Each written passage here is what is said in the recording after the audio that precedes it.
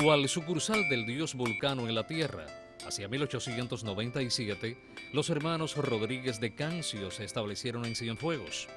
Y aunque en su natal Vegadeo, pueblo de Asturias, tal apellido compuesto tenía renombre en labores de forja y labra del hierro, en La Perla los delegados del creador del fuego y los metales erigieron un taller que haría época como la Herrería de Cancio. La Herrería de Cancio. Aquí los Rodríguez de Cancio no se dedicaron a crear armas y mucho menos armaduras para dioses o héroes. Sus conocimientos de las artes industriales les permitió desempeñarse en un amplio diapasón como verdaderos hacedores de la herrería y la pailería. La ubicación en el Paseo de Arango, que para entonces ponía límite oeste a la ciudad, fue fortuita.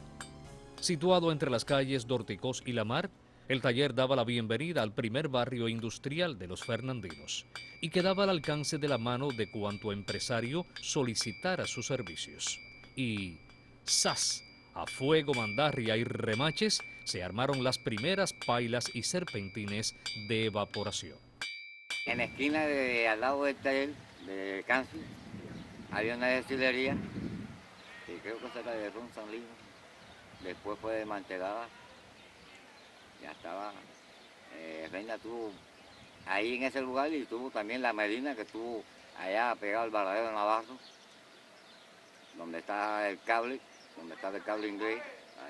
Ahí también fue desmantelada también. Nosotros hicimos trabajo, hicimos tachos en esa destilería. Hicimos tanques, ahí hicimos varios distintos trabajos. Llegamos a construir cubetas para Emilio Navarro Taola, que era el representante, vendía arena, piedra, ahí de todo. El necesario oficio estaba avalado por el municipio, a quien los Cancio contribuían con sus cuotas anuales pagando en cada trimestre 4 pesos con 31 centavos, bajo el acápite de veterinario herrador. Sí, ellos tenían patente para dar caballo y cerraba caballo, normalmente. La herradura hoy en día, el herrero la fabrica y para que la herradura no se salga. Se fabricaban los clavos de las herraduras, se hacían también, eso es como una partida, se hace un avellano, se hace un cuadradito al huequito y arriba se hace redondo. Y cuando tú lo metes caliente y lo agarrabas se hacían los tornillos que actualmente donde se agarraba la pieza se hacían manual, que muchos de ellos existen todavía, que eran los mejores tornillos de herrería. Se hacían piquetas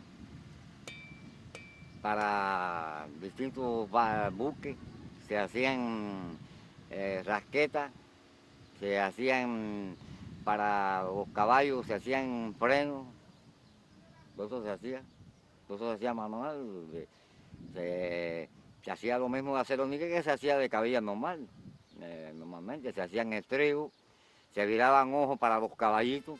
Al cruzar el meridiano del siglo XX y con la intromisión norteamericana, muchos oficios vernáculos fenecieron ante la invasión de objetos de procedencia extranjera en los mercados. Aún así, las artes rudimentarias de los Cancio se distinguieron por un artesanado de fuertes raíces peninsulares, pero con rasgos autóctonos, demostrados en las rejas, balaustradas, balcones y guardavecinos que les fueron encargados. Allí se dedicaban a diferentes tipos de trabajo de herrería, de todo tipo de herrería. En esos momentos, que mira, ahí se hacían las rejas, que hacían estampadas. Nosotros le llamamos planchuelas cuando fue. Hoy es platina. Eso en las puntas se buscaba la planchuela que tuviera espesor, porque no puede ser con una planchuela fina, una platina fina, tiene que ser con una platina que sea, puede ser de media, de la pulgada. Y eso se,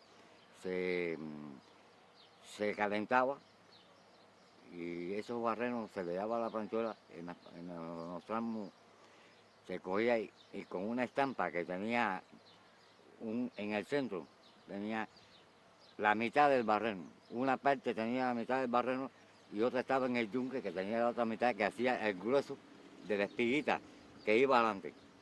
Eso se hacía estampado ahí, se ponía la estampa, era manual, agarrar, otro le daba con la mandarria, tan, y se iba la cabilla si tenía un espesor de media pulgada, tú la convertías en un cuarto. Cuando nosotros hacíamos el barranito, entonces metíamos por ahí la espiguita esa, y ahí se agarraban los modelos, eso que tiene actualmente la reja. Se hacía trabajo de pailería también. Se hacían araos de manual, que se usaban en el campo, manualmente, que eran con palancas, pues claro, la parte del arado tenía que ser de acero. Nosotros la preparábamos. Se hacían mandarrias, se preparaban, todas las herramientas que se utilizaban en eso eran hechas por Cancio, desde el martillo, se hacían martillos de carpintero, se hacían llaves españolas, te estoy explicando todo eso. Se hacían para la ferretería, donde se montaban los coladores, de colar café, toda la estructura en planchuelitas, virar sus paticas, despatillar adelante las puntitas, virar para matar los cantos, todas esas cosas. Se viraban, se usaba matagallego, que es una palabra que muchos paileros a lo mejor lo desconocen. Tiene que ser un pailero que sea viejo, antiguo, de años. Influenciados por los beneficios, hasta cierto punto inestables, de la producción azucarera, los Cancio cierran su taller en 1904 y se trasladan hasta el Central Covadonga, propiedad de un paisano quien les contrató por espacio de 2 años y unos meses para que llevaran el peso de la fundición de piezas en el taller de aquel coloso azucarero. Con 4 pesetas en los bolsillos, Miguel se unió en matrimonio a doña Antonia Aragón y la trajo a Cienfuegos. Alquiló nuevamente el local de los Terry para su tallercito, mientras los hermanos Rafael y Manuel se habían marchado a echar raíces en Santa Clara y Santi Spíritus, respectivamente, instalándose también como herreros. Y aunque la piqueta demoledora borró los vestigios de la primera planta eléctrica que tuvo la ciudad, la descendencia de Miguel Rodríguez de Cancio y Bustelo mantuvo vivas anécdotas que van más allá de los elevados precios del servicio para recordar la disyuntiva de la empleomanía, pues se trabajaba bien y duro o eran despedidos. Allí laboró, alternando sus horas de descanso con el tallercito de Arango y Dorticós. Se fabricaba caldera manual, se recalcaban. Eso era como el remache caliente, se metía, se avellanaba en ambas partes y después se recalcaba. Los remaches van uno aquí, el otro aquí, uno aquí, encisar, porque si no, no hay resistencia. Se hacía la caldera completa, se preparaban los rabos alacrán, donde iban las tuberías, se hacían todos los barrenos completos de lo que era el envolvente por dentro de la caldera, se hacían los barrenos, con taladros de mano, todo era manual.